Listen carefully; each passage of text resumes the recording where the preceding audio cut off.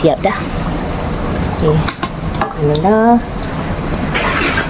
Ikan singgang dah siap dah.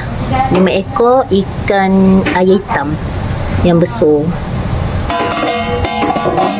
Ini gulai kambing. Dia ada 3 periuk. Ini periuk yang pertama.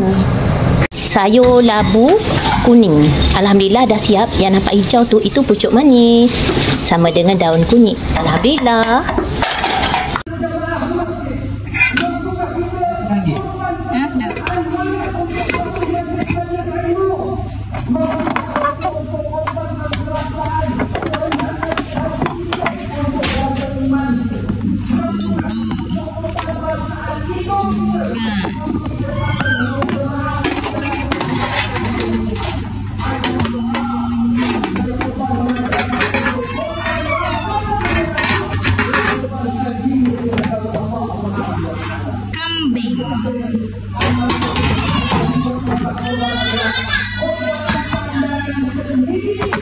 Kat masjid tu khutbah Jumaat dah siap terhidang.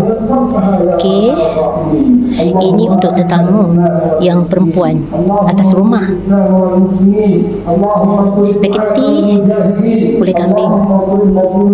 Allahumma rabbana hab lana min azwajina wa dhurriyyatina qurrata a'yun rabbana atina fid dunya hasanah wa fil akhirati hasanah wa qina adzaban nar.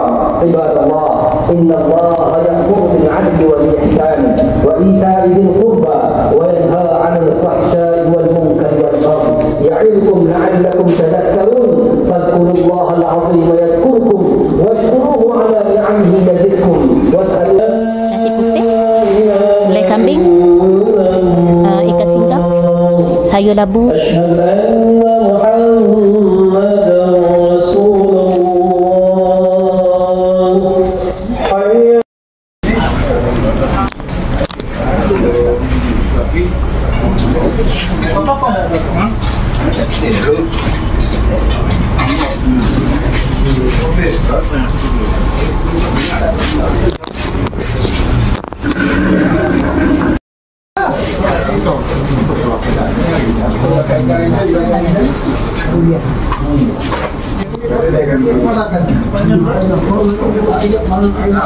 Dia juga masak, dia pun lepas itu dia